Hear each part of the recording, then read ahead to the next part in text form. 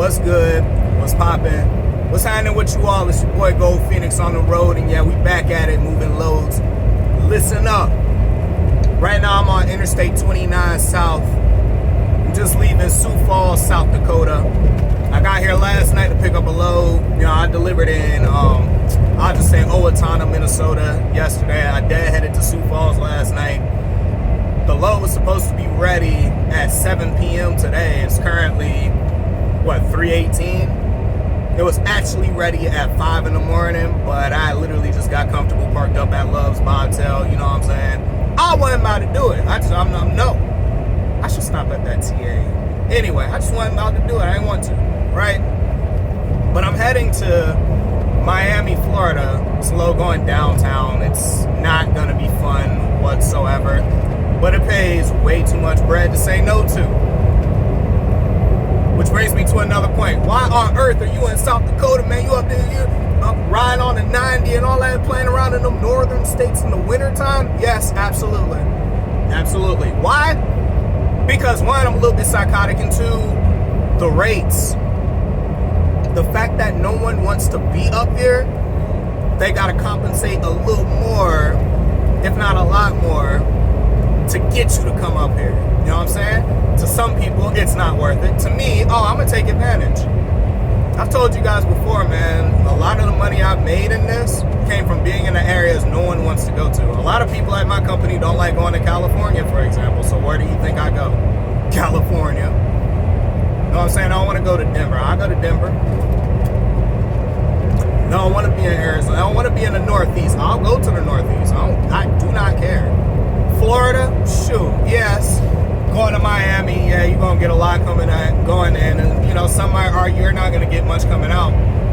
I can pretty much guarantee I'm going to get at least $2 a mile coming out of Florida, only because me and my dispatcher have a good rapport, and I know what's down there.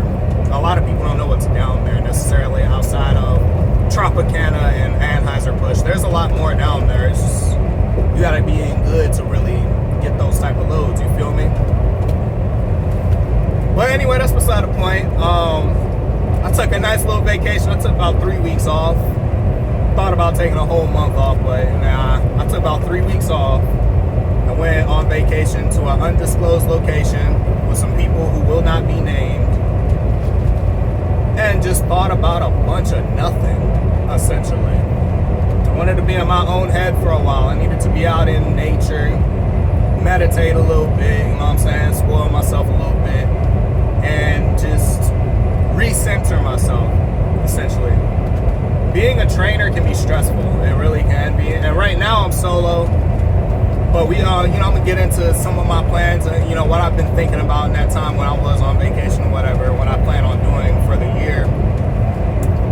But yeah, I just needed the time. And somebody asked, how on earth could you take that much time off? You leasing, you paying over $1,000 a week for your truck? Easy, don't be broke. It's not that hard. Anyway, that aside though, so one of the things I decided on is, one, I really do not want to train anybody for the rest of the season. I want time to myself. I know I can play this game and still make excellent money solo. I've always been a very good solo driver. After my first year, second year moving on, I've been very good at, being a solo, whatever. Not to say I'm a bad trainer. I don't believe I'm a bad trainer at all. And I can make money too, but it's stressful as hell. And for a little while, especially in the wintertime, my birthday is, winter solstice type. This is my season. I just want to take the season to me. I want to be in my own truck, have my own space, be able to sleep butt naked if I want to, watch whatever I want on the TV, talk, listen to my speakers, because I got the premium sound system in this truck that I don't really get to enjoy because I'm always teaming with somebody. Listen to whatever type of crazy podcast I want, without necessarily needing to worry about judgment or what's appropriate and what isn't and all this other nonsense. I don't want to have to worry about feeding somebody. I don't want to have to worry about somebody else's driving. I don't want to have to worry about someone else's screw-ups just for a little bit. Now, I'm not saying I will never train anyone again. That's not what I'm saying. What I'm saying is that for this season, I wanted to meet. And when the springtime comes, that's when I'll start working with other people again. But for the time being, I just want to be alone. That's it. I just want to be by myself. Trying to work out some of the kinks in this truck. Like, I'm having an issue with my steering column clicking and vibrating and all this other stuff. I just took it apart last night. I can't figure it out.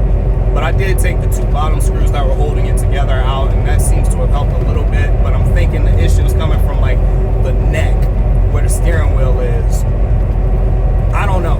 I'll figure it out eventually, but I'm pretty sure if I go to Peterbilt about it, they're not going to fix it.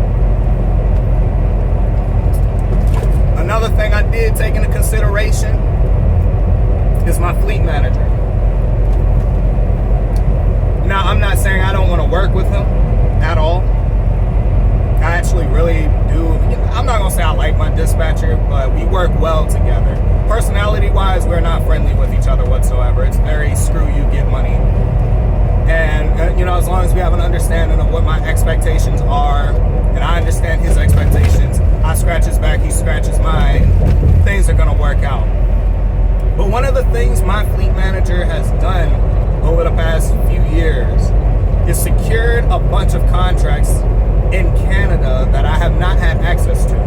I have not been able to do those loads because I didn't have a passport. I didn't have, what I needed to be able to do it. But what I have done, especially over the past year, is I've taken a lot of loads up to the border or close to the border, like up in Michigan and stuff like that, when a driver needs to cross Port Huron or something, going towards, like, say, Toronto. There's one load going from Twin Falls, Idaho to Toronto, Ontario, right? I've taken those loads to the border, met up with other drivers who are going to cross the border for me because I can't complete the load. Well, what I would always notice is that the rates I would get paid for those were always just beautiful. Like the last time I did it, I took one 1,000 miles. And I took it 1,000 miles up to Michigan. And it paid me $4.50 a mile to do that. So imagine what I'd have got if I took it all the way to Toronto, right? 1,000 miles, $4.50 a mile. And then I had to go down to Detroit to get another load. That went to Atlanta. From Atlanta, went to Macon, moved some local stuff around, shot over to Savannah, went to Springfield. There was I think it's Bass Pro Shop in Springfield, Missouri up there, right? But I remember looking at that and then remembering all the other times. I'm like, shoot, I'm taking so much stuff to the border. And it ain't even just the Canadian border, the Mexican border too. Now, my company won't cross into Mexico for safety reasons, but I'm taking stuff to the Mexican border plenty down in Laredo and even El Paso, right? The rates are ridiculous. They're freaking ridiculous. And I need them. I'm going to need to be able to do that. So now I'm thinking, well, I don't want to have to train to be able to make the kind of money that I make as a trainer. I don't want to have to do it. I'm not saying I won't do it, but I don't want to have to do it. So I need to supplement somewhere. The only way I'm going to be able to do that is to be able to access more of the freight network. I tried getting my hazmat last year. The only reason I didn't get it was because when I was at home, my nephew was over being a huge distracting little 5-year-old, doing what 5-year-olds do in my ear. I can't study, can't focus, whatever. So I'm going to get my hazmat sometime this year too. That's another goal of mine. But I already applied for a passport. I applied for a passport while I was at home over the past 3 weeks. I paid to have it expedited. When I park today, I'm going to check the status on it because I know the government, whatever agency, already received my application, all that. They're going through the paperwork type stuff, whatever. But I'm getting my passport. I'm getting the book. I'm getting one of the thicker book joints. And I'm getting a passport card. And my plan is I want to run Canada this year. I'm trying to go international with it, y'all. I really am. And the only reason I can justify it is because, like I said, my fleet manager is the one who secured most of those contracts. A lot of dispatchers at my company do not have access to these loads. Those are his loads. He has them. I know people who are already set up and can cross the border but can't because they never have the loads available. My fleet manager has them. So I need to take advantage of it. You get what I'm saying? It's just stuff I've been thinking about. You know what I'm saying? Just trying to do better, do things a little bit differently this year. Another goal